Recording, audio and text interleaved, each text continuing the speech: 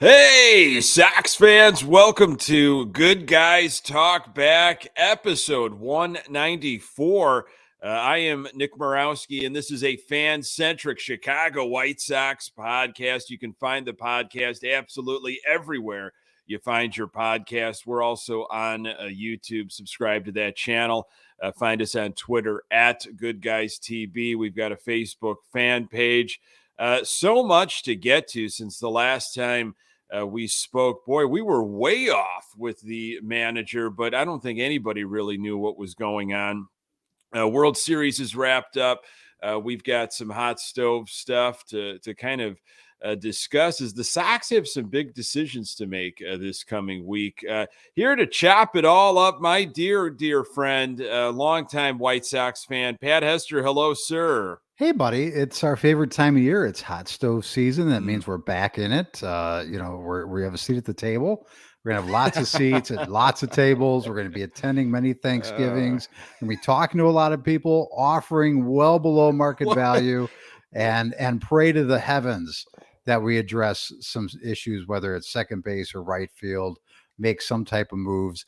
A lot of stuff was discussed this past week. Everybody's talked all about the new manager. Rick Hahn is probably still toweling himself off. He is so excited. Let's say, I mean, my goodness gracious. So I'm excited. We didn't really talk about what we were going to talk about. You always steer the ship here. So sure. I know you and I stupidly hung out yesterday on the golf course and talked about what we could discuss tonight. Yeah. So let's get into it. Where do you want to go first? What do you want to attack first? When you said seat at the table, and this will probably date us, but that's okay. And if you're old like us, you'll understand the old Encore commercials where what's his face from Happy Days he had so many seats at the table. My family will be over at 6. He's having lasagna 4 times a week and Salisbury steaks. That's what reminds me when seat at the table with the Sox. Oh, as long as we're at different tables, it reminds me of that commercial. Yeah. That guy trying to get into so many different Encore meals throughout the week. Yeah, we thought Kevin Long, Ozzie Guillen, we were way off. I went back on the Bet Online original odds when things started, kind of when rubber met road after the season and when the Sox could potentially announce a hire at any point. And Pedro Grifol wasn't even on that, but guys like Jim Thome were, and AJ Hinch and Willie Harris and AJ Przinsky. But Pedro Grifol was not. His name was talked about, though, early on as a bench coach. Of course, Sox got to know him pretty well in the AL Central. Has been with the Royals for a long period of time. Was with the Royals when they went to the World Series back-to-back years in 2014, 2015. Won, of course, in 2015. So Sox made the announcement on Thursday official. Pedro Grifol, the 42nd manager in White Sox history.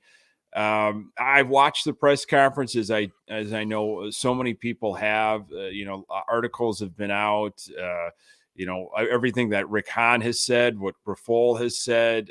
I guess, I had some initial thoughts through Locked On White Sox I had to record, and those were pretty fresh and raw. And now after thinking about things and letting it, marinate for a few days, Pat, how are you feeling about, this hiring from not only the name, but, what he has said? Yeah. First reaction was, what the hell? Because you and I spent 45 minutes talking last Sunday and prepping ourselves for Ozzie Guillen. It seemed like that was where the hot and heavy news was going, and the discussions and just knowing the way that the decision was made last time. It was such a Jerry desire and want to have Tony La Russa.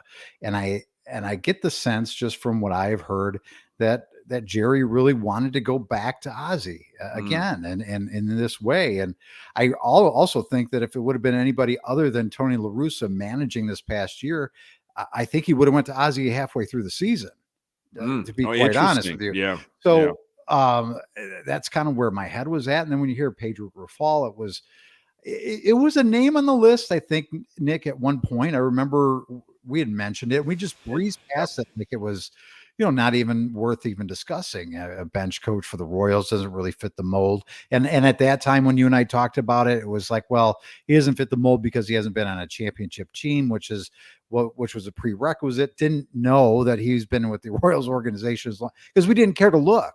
We didn't really think about it too much. We just put it out of our minds that this doesn't seem like the way they'll go. We thought the last time they were looking for a manager, it'd be someone out of the Houston organization.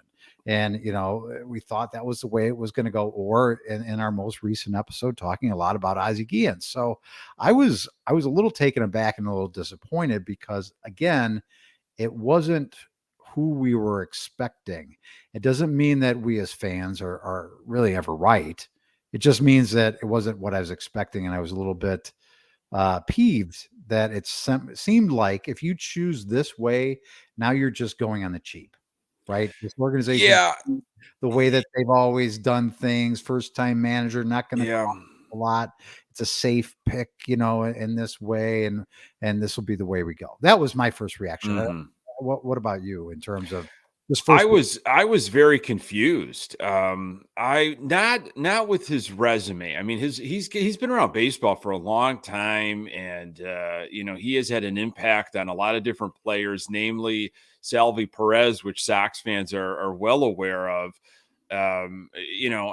Recent winning experience, I would say no. Hahn made the comment of like, well, don't tell anybody in the city of Chicago that 2015, 2016 wasn't recent. And I get that comment, but I don't consider the Kansas City Royals a very successful organization since the World Series. They've kind of torn it down, and they've played us really well. I mean, nothing new there. And Grifol has gotten a good look at the White Sox over the years and has said all the right things, knows the AL Central in general. It just for a team like the White Sox that they have to hit a home run. They had to hit a home run on this manager, right? Like the window is here. The time is now. 2022 was an embarrassment. It was a lost year. You can almost say the last couple years were really difficult, although 2021 division champs, but the playoffs were a mess. And here you go. You got to make this one work. You've got to send a message almost to the fan base, to maybe even the players, and to folks out there that are becoming free agents. This is where you want to be,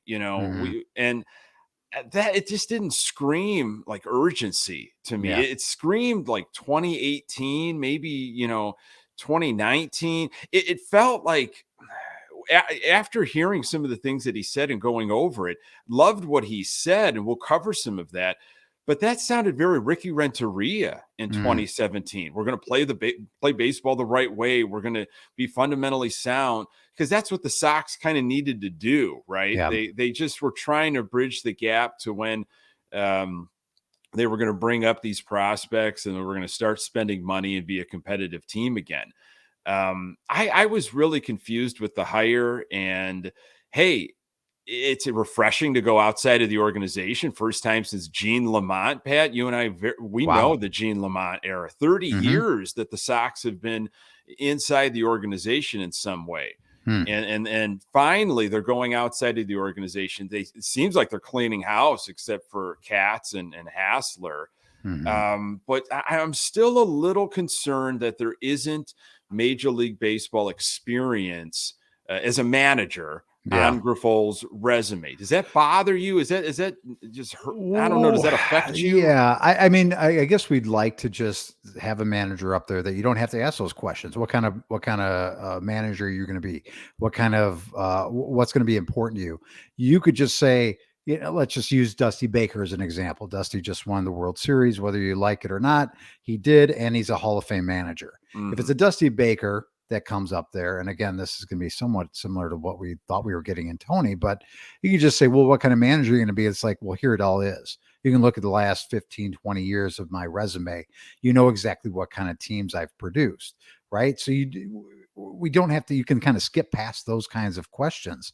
When you have to ask these kinds of questions, you're going to get the very stereotypical answers that we got. Now, he didn't he didn't lose the press conference, right? It could have gone a lot worse. It could have been a lot of fumbling and you could have. He was prepped. I mean, they had him ready to go. He did a really, really good job.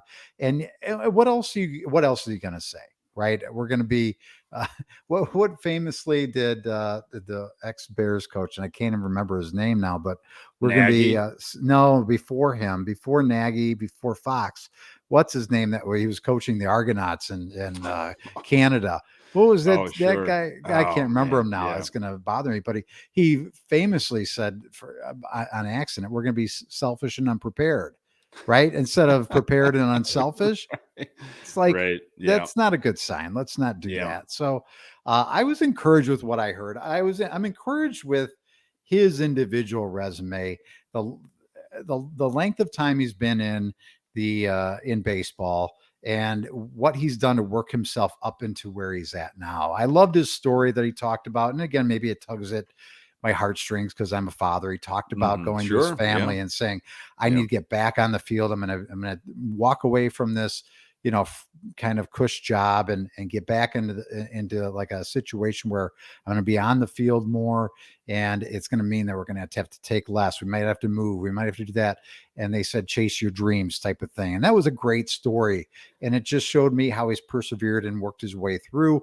I love the fact that he's got, catching experience and coaching as, because catchers are always, some of the best managers. There's a lot of good things that I've heard. And I do like this fact, Nick, coming from the Royals and playing the Royals as we have for a long time.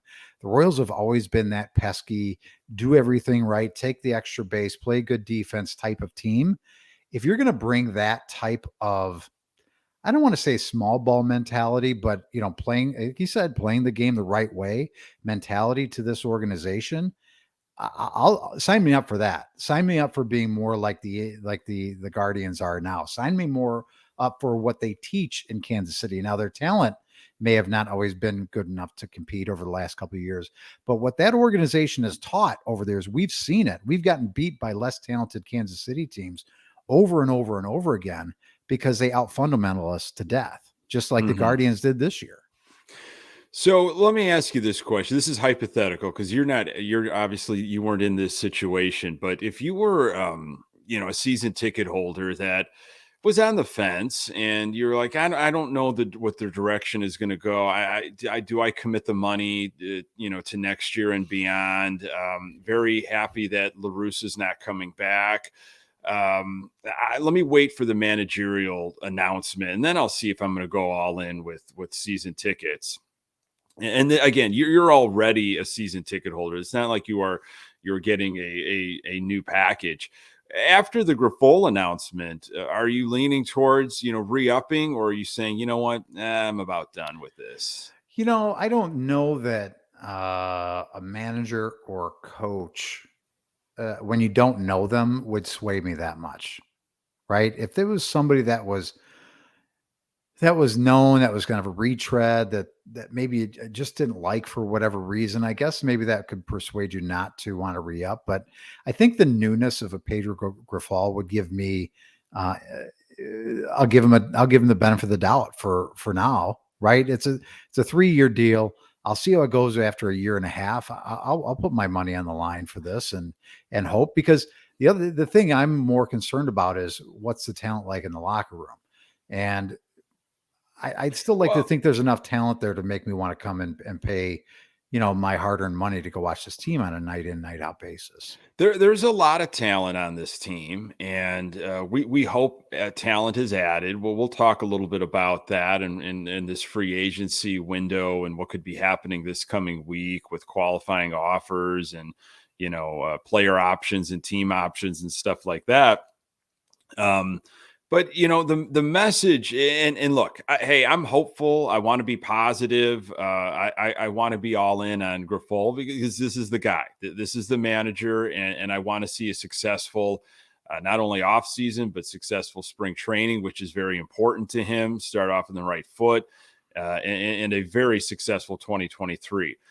So I'm just playing. I'm playing devil's advocate. I'm trying to just.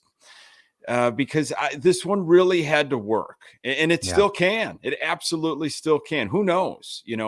It's very important for him now to get these players to buy into this message. And these are some points that he talked about. You folks have probably read this, you've heard it. We will communicate. We will be fundamentally sound. We will play with passion and pride. We will be prepared to control the strike zone. We will definitely hold each other accountable. And those things are great. I love those things, but that should not be the bar right now going into 2023. And as I listened to the press conference and I read through the articles this past weekend, I guess it just struck me over and over. Wow, we have gone so far back over these last 2 years. This organization has taken steps back, and even just some of Rick Hahn's comments of like eyes have been opened of where they're at and what has happened. And I think getting the fresh perspective to say to the Sox brass, whoa, we knew how to beat you, the moment we saw you on the field. Like you just weren't prepared. You didn't play the game the right way, this, that, and the other. That worries me. It feels like we're having to put a whole fresh new foundation down. Does that feel like that to you at all? Maybe. And I guess it worries me whenever you have someone come in that's a new manager that like I've always wanted at some point to root for a team that had a way, like the Braves have a way organizationally from their minor league system up to the major league. I feel like it's a cohesive thing that happens. Doesn't matter who the manager is. It's just, that's a good system and it's a well-oiled machine. The Cardinals have always had a way as well, right? They've got an organizational, direction that they always have that they can kind of go and plug and play in it, but it's always done in a certain way. I feel like the Sox don't really have a way that they really go about their business, or they really produce well at this level and that level, and it brings it up to the the big league club. So I guess if I have a manager that's now changing any kind of philosophies, how's that going to be spoken throughout, not just, the big league clubhouse, but all the clubhouses that are in the organization, right? So that's a big undertaking. And I feel like I have confidence in Grifol to do that, because I feel like he understands what it takes. He's got to manage and put a program together, not just for what's going to happen on the big league level, but he's got to have his way permeate down through the entire system. He definitely has to be decisive. He has to command respect. And, if we're to believe what Hahn said, there might have been 30 candidates at one point. It went down to in his drawer of candidates that he's I got. mean, 8 candidates got interviews from 7 different clubs, and this is the guy. So when I think about that, I'm like, wow, this is the person that you settle. It sounds like he just absolutely destroyed the interview, wowed them beyond belief. It just seems like this is what Hahn wanted to do 2 years ago. Yeah. And now we're 2 years late. And for Grifol to put this new direction, this new culture, there's going to be a new hitting coach. We think it's Matt Tosar from the Royals organization. That's kind of the rumor going around. Charlie Montoya from the Toronto Blue Jays previously is going to be the new bench coach. You're going to have a new third base coach, most likely, a new first base coach. There's a lot of different things that are going to be put in place with a lot of veterans that are still on this 2023 Sox team. And, if Grifol's got the analytic language, and we're going to speak analytics, and where the players are going to know about all these things, that, again, it just hurts my brain to think, like, how come the Sox weren't doing this type of stuff already? How come? Yeah. If this is the language spoken amongst winning ball clubs and successful franchises, why were the Sox in the dark? I don't even want to even go down some of those we all kind of know the answers, but it just hurts that the Sox are so far behind. And you've got this guy that's coming in that is going to shed light on all of this stuff.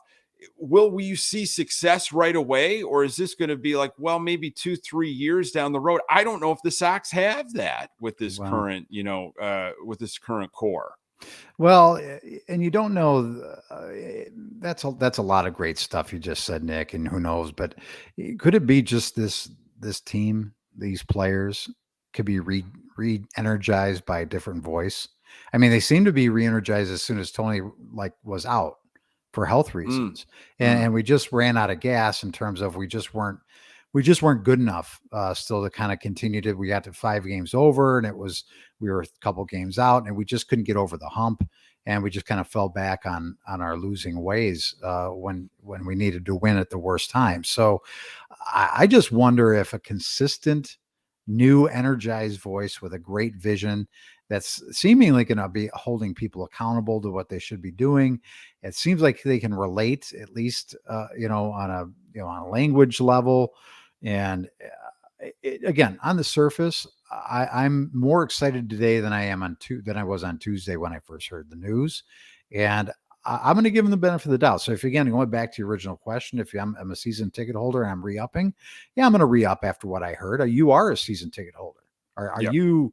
I'm sure you've already paid your bill for next year, but it would have this swayed you in any way, shape, or form? Would you be taking a pause? I thought about that, and it's tough. It's difficult, geographically and everything. It's like in a way, it's a no-brainer. But if I was somebody that just said, you know what, it was a struggle to get to games last year, and parking and all the other stuff that the Sox, have been doing. And it just feels like Reinsdorf is just taking instead of giving to fans. And we had a horrible 2022. It doesn't sound like money's going to be spent. Maybe Abreu is walking. And this is the guy, Pedro Grifol, the guy you put in place. The argument can definitely be made, for no, like I'll buy a few single game tickets. I'll go to the games, I'll watch, but I don't know if I'm going to be that invested right now, because I don't know if the Sox are that invested. I could see that argument being made. I love what Grifol has said. He said all the right things. We have, as a Sox fan base, I think have been just so starved for something different, for a new direction.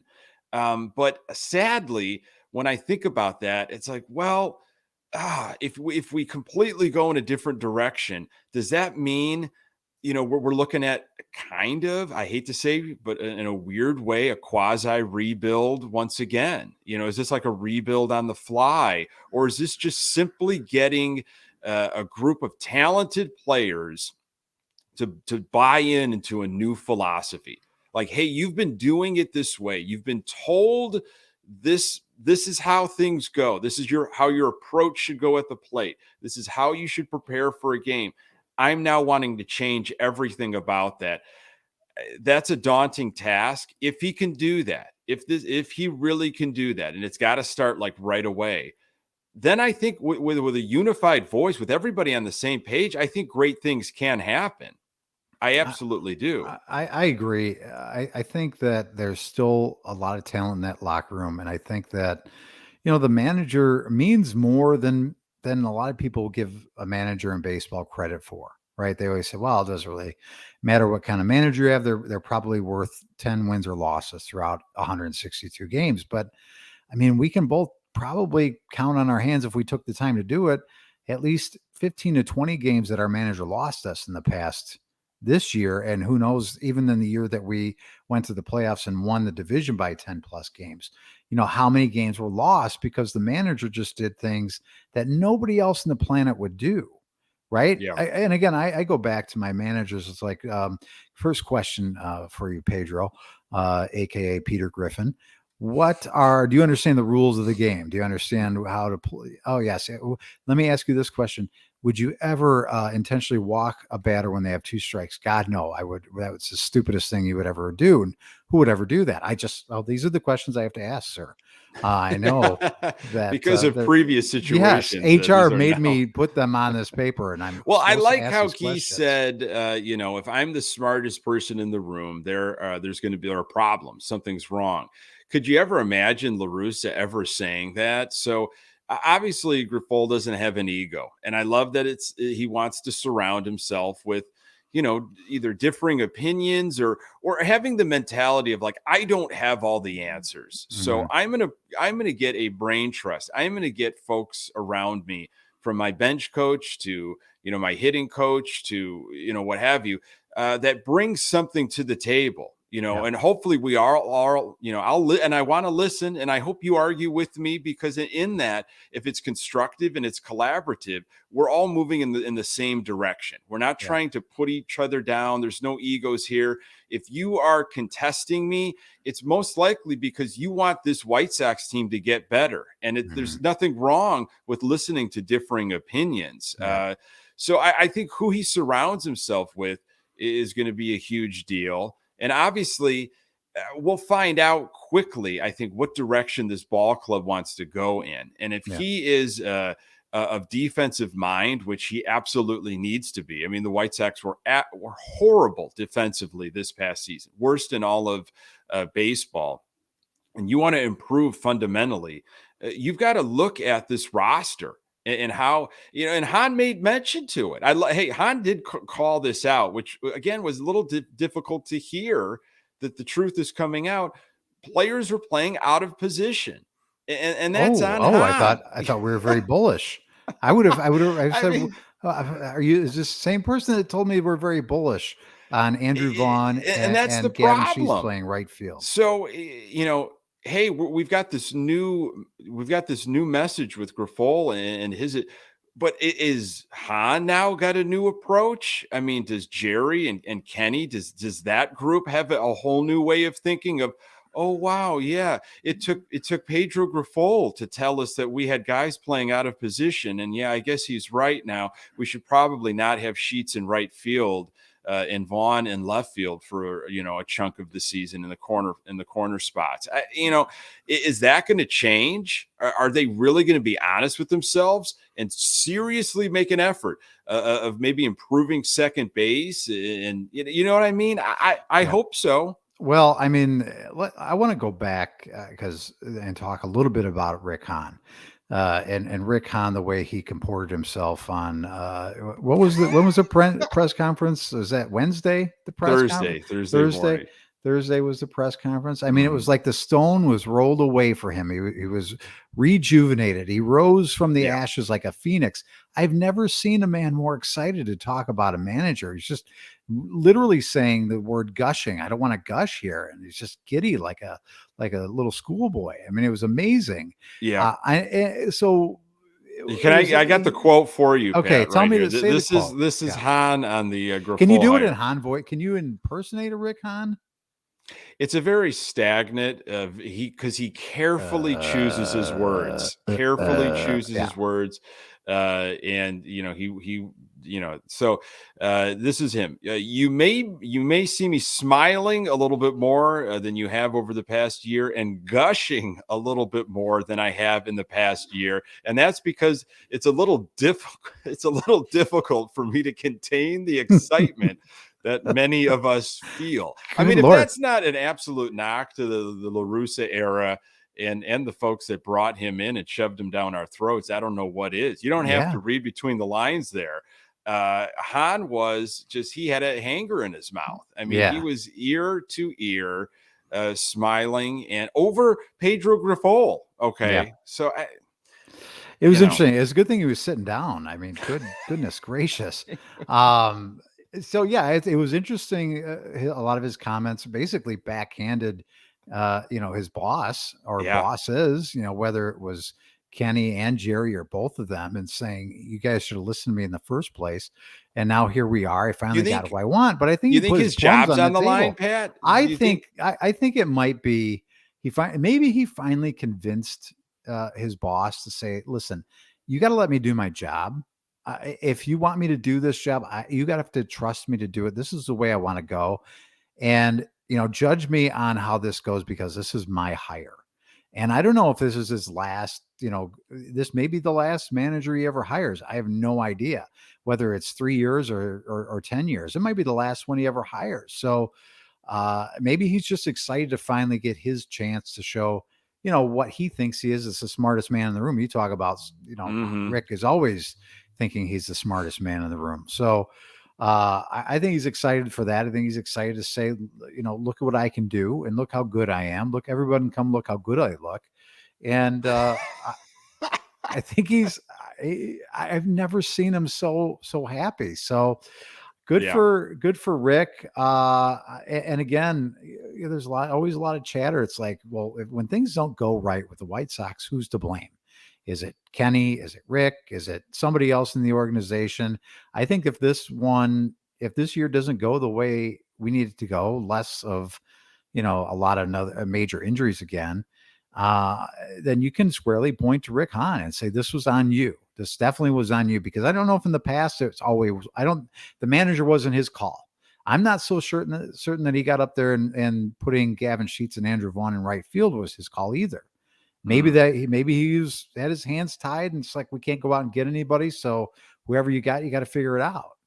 So, who knows? But I think now this is a clear sign. This is his team. He's running it the way he wants to run it. And we'll see if anything changes now this offseason with the way they approach filling out the rest of the roster. That'll be the real telltale sign. So let's talk a little roster. So World Series has ended. Houston won. Great. So free agency is begun. It is happening now. Essentially, these first 5 days are like these grace period where teams are really negotiating with their own players, and then November 10th is when it could be kind of a free for all, which it rarely is right away. Where anybody can sign with anybody. There's qualifying offers, which I don't believe the White Sox have that type of issue. Jose Abreu received a qualifying offer in 2019, so he doesn't qualify for a qualifying offer. But the Sox have to make a decision on Josh Harrison. It sounds like it's a no brainer that they're going to pick up the option for Tim Anderson, $12.5 million. AJ Pollock's got an option that I don't see why he wouldn't pick that up and come on back for that. The Josh Harrison one for $5 million, I think it is roughly around that. The Sox need to decide on. I'm in a situation of that money can be spent in a different way, put towards a dynamic second baseman or one of the other holes. Put some of that towards a starting pitcher. I'm okay not having Josh Harrison back. I'm okay with that too, especially since there's that opportunity maybe for an Elvis Andrus, to play second base if that's an opportunity. We've got some players in the minor leagues that can fill that role again. Depending, I think you can do as good, if not better, with what you might already have if you let Josh Harrison go. Does that make sense? Right? Oh, absolutely. I think if you are going to really want to get better defensively, I do question Elvis Andrus. Hey, I love the way he played for us, but he's never played really second base at a high level for an extended period of time. So if you're going to try to get better defensively, and you're like, I'm all in on bringing Elvis Andrus back to play second base, I don't know if that's your move. When you could really take that money and go after an actual proven second baseman and make that more of a long-term situation, maybe a 3-year situation. But there are in-house guys. You got Danny Mendick. You've got Romy Gonzalez, who impressed during certain periods of time, Lenine Sosa, and your favorite, the legend, Lurie Garcia. Oh, good Lord. I thought we could get through one episode. I mean, it sounds like spring training is going to be pivotal for the Grifol era, and you're going to have guys maybe competing for competition. Nothing wrong with some competition. I don't know about Josh Harrison. Pedro Grifol is wearing number 5, which was Josh Harrison's number last season. Hahn made a comment like thanking Josh Harrison, Juan Uribe, no mention of Ray Durham, but. Did he have to like rattle off everybody? I'm sorry, everybody that's ever worn this number. So I don't know what that meant. People that weren't 5 before. I mean, I read a little bit into it, and Grifol wanted to wear number 5 because of George Brett, couldn't in Kansas City. Obviously, that number's retired. I think there's some smoke to that. I don't know if the Sox are jumping all over to bring Harrison back now. On Friday, I believe, this past Friday, John Heyman, who seems to be a new White Sox whisperer, talked about on 670 The Score how Jerry Reinsdorf so unhappy about 2022, just really frustrated. And Heyman said, you know what, I think the Sox will spend money this offseason. And even mentioned that a reunion with Jose Abreu is not out of the cards, and predicted a 3-year, $75 million deal. I don't see Abreu getting that from the White Sox. I don't know who he's going to get 3 years, $75 million from, but Jose Abreu is another important piece that, with what the Sox decide on, I think can really change the complete roster. Yeah, I mean, if that's happening. Again, like I've said several times, you can paint me a picture where Jose Abreu is back on this team, and if you want to pay him whatever you want to pay him, it's not my money. Pay him whatever you want. There's not a salary cap. If you're willing to do, what you're going to do with paying your players, who am I to tell anybody what to pay people? So I don't really care. When in a league that doesn't have a salary cap, so that's fine. But that means you're trading Andrew Vaughn, right? That's where I keep going. I get the want to bring Jose Abreu back. The fans feeling like Andrew Vaughn's not ready to shoulder the load during this critical stretch. However, you just hired a first-time manager to preside over all of this. Do you see the juxtaposition? Do you see almost the irony of, well, then why did you bring, an unproven guy in to lead this? I mean, it seems like maybe that's the sign. We're starting in a different direction, and you might not understand the direction right away. But this is the type of team that Pedro Grifol wants to have constructed. If you bring Abreu back, not only, you're going to have to then say, Andrew Vaughn's my DH, and because Abreu is going to play first base, and then you have to then somehow get, Eloy to stay healthy in left field, and I just think that is not the right decision. I think there's going to be 1 or 2 very shrewd or bold trades of players from this major league roster, right? In order to make things fit the way that they need to fit, right? The puzzle pieces right now don't fit anything. You have to jam them in. You're getting hammered trying to make things work, and your picture is unrecognizable from what the front of the box looks like. So I'm fine if you want to bring Abreu back.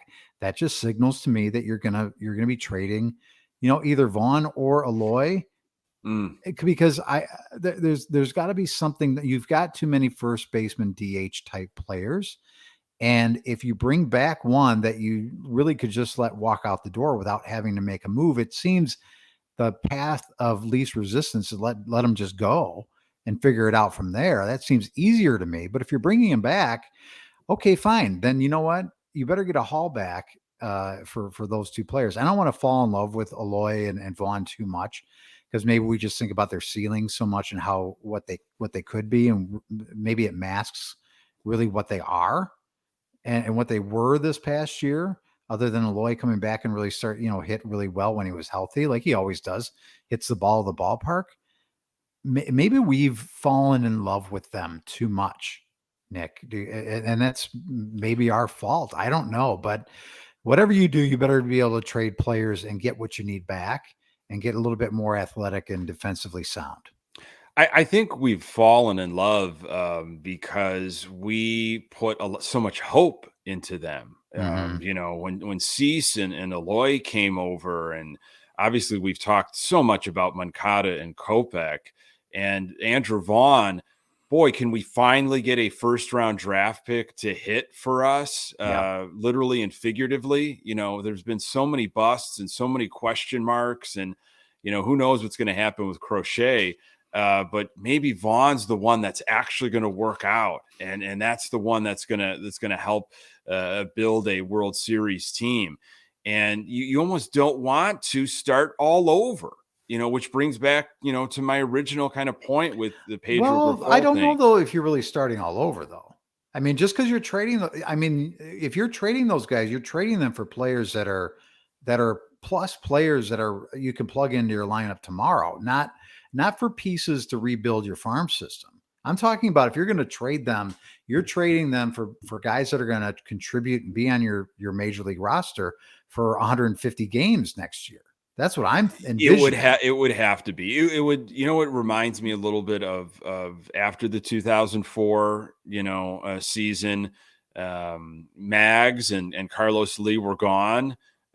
We got back Scotty Podsednik in that Milwaukee Brewers trade. Sent Carlos Lee there for Podsednik.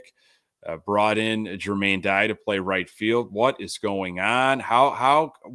Where's the numbers? Where are the power numbers? How's this team going to survive without Ordonez and Lee? And it was a different direction. The Sox had a different mindset of what they wanted to do. It started to, materialize with Iguchi coming in and then Brzezinski and how this team was going to be formed, the direction, the culture, the chemistry.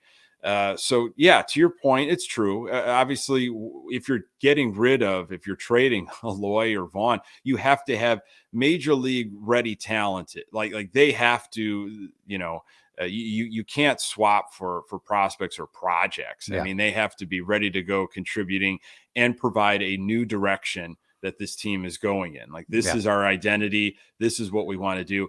And it's all in a lot of ways, it's fundamentally sound baseball and defense. Eloy doesn't bring that in left field. Putting him out in left field, having Sheets in right field does not scream, defense. It's not. No, you can't go into next season with the outfield the way it was. You just can't. You can't expect to compete and win because you watch the other teams in this division that have athletes playing in the outfield that can close gaps and hold guys from getting doubles and holding them as singles or catching balls in the alleyway that we have no chance or no business getting to. So there's got to be a way of not just thinking about how can we put up runs on the board tonight. How can we ensure that the other team doesn't get as many runs as they possibly can? And I don't think that's been the mentality of the team. It's like, I think last year we walked in and go, we're just going to slug our way through the division title again. And when you don't do that, you have to rely on other things. And we didn't have anything. There was no plan B. Plan A wasn't working. And it's like, well, we look around, it's like, well, we can't catch the ball. We don't have guys that can go out there and catch it. What the hell are we going to do? How are we going to make this? And that's why you end up with a 500 season, right? Teams knew how to approach us. They absolutely did. When Pedro Grifol talked about, we knew what the game plan was against the White Sox. They could mash the ball. They could beat us that way. But, with what we rolled out defensively, when the ball's hitting the outfield, you're taking second, more times than not. Because you're not going to get thrown out by some of the guys that we had out there. Not only could they not track down the baseball, but they did not have outfield arms because they weren't outfielders. I don't want to harp completely on the outfield. There's so many other things that, we got some catching questions. I don't have a lot of faith in Grandal moving forward. Just health. I don't know if he can stay healthy. Yeah. And starting pitching. What are your thoughts on Cueto? Cueto's a guy. Do you take a chance? Do you try to bring him back, or do you say, you know what? Thank you for that season. Yeah. We're not going to try to recapture what you had. Moving I hate forward. to say it, but I'd rather be a year early on that kind of saying thanks, but we appreciate what you did. But there was a reason why we were able to get you so easily last year. We did catch a little lightning in a bottle. Nobody expected it. We didn't expect it. There was no way we could have expected it. We were very thankful to have you. You saved our ass. And you were a big part of the reason why we were able to at least end the year at 500. But I think you look at this pitching staff and you say, well, we're banking on Crochet coming back healthy. We're banking on more innings from Kopech this year, more than we got. This year was a real big build year for him. He's struggled through some more little nagging injuries here and there, to be expected after coming back and trying to work yourself into a starting pitcher. But I really say thank you. You saved our ass. We appreciate you, kicking us when we needed to be kicked a little bit and giving us a little fire. But I can't take a flyer on a guy like that. I guess maybe you could talk me into it if everything else is perfect, but I don't think that's a guy that you are thinking you need to be able to rely upon. That's not like a number 2 pitcher in your staff, like he was really most of the year this year. Yeah, that shouldn't be like a number 1 priority of like, gotta lock Cueto up. I think there are other concerns, and this will be an interesting week. And I think the next time we talk, I will actually have a clear idea maybe of where the Sox are going. The Sox haven't been terribly active over the last few years during this kind of hot stove period. Obviously, the lockout was problematic last season. Sox sat on their hands thinking the trade market was going to be the way to go. It didn't materialize for them, and they were really late to the game, I think, and a lot of decisions. And I hope the Sox are a little bit more aggressive. They know the direction that they want to go, and they jump on it. 3 years ago now, 2019, November 21st was the Grandal deal, and I think that was one of the earlier free agent signings in recent memory. Yeah, that was like a pre signing. Yeah, that was a pre-Thanksgiving signing. It if was. memory serves. It was. So I wouldn't hold your breath for anything happening anytime soon.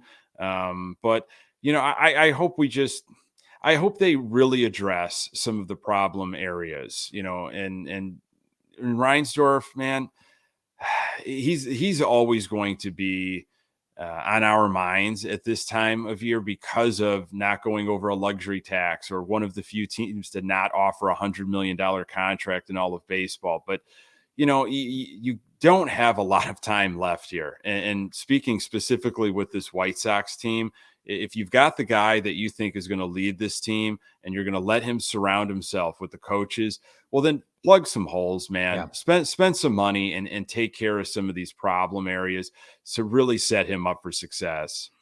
I would hope so. And it is Michael Conforto is healthy from what I hear. So sure. It's not only seat at the table season, it's Michael Conforto time. It's back. So I'm excited about that. And just before I forget and we sign off, and I know we're probably hitting our limit here, but Mark Trestman was the Bears coach that I couldn't think of from earlier in the show, and I wanted to make sure I paid that off. Yeah, the quarterback whisperer, right? Yes. He was brought in for Cutler to help him out. That worked out swimmingly. Chicago teams, man. Chicago teams. Hey, I'm hopeful, Pat. I hopefully if I didn't come off too negative, but I expect so much with this team, and I felt like this has really got to hit. And I'm hoping he is the guy. Mm-hmm. I'm hoping players buy in. I'm glad that there seems to be a direction, and Hahn was able to make this happen. If he's excited, maybe that'll have a trickle down effect. Oh man, with as excited as he was, oh, good Lord. We'll see. He definitely needed a cigarette after that. After that press conference, he was so excited. Oh my goodness! Which is good for you, Pedro. Yeah, it was good for me. And it seems like this was decided weeks ago, or early October almost. They kind of knew that they were into each other, and they continued to see others, but always knew that they'd come back. And so, Well, it's a wonderful. beautiful story. It, Beautiful it really story. it is such a great story, Pat. Always a pleasure, buddy. Talking White Sox with you. Yeah, I think we should do it again. Let's do that. Let's absolutely do that. We're approaching very soon a countdown to the start of season 5 for this podcast, folks. It's unbelievable. It started during the winter meetings so many years ago, and the winter meetings will be in early December. So we're counting down the beginning of season 5. Really appreciate you being with us. If you've just joining us, you can find us absolutely everywhere, talking weekly White Sox baseball. We are on social media at Good Guys TV on Twitter, got a Facebook fan page, and you could subscribe to our YouTube channel and consume this podcast that way. If not, you can find the podcast absolutely everywhere. Pass it along to other Sox fans in your life. Hopefully these conversations continue. For Pat Hester, I am Nick Morawski. Until next time, go Sox.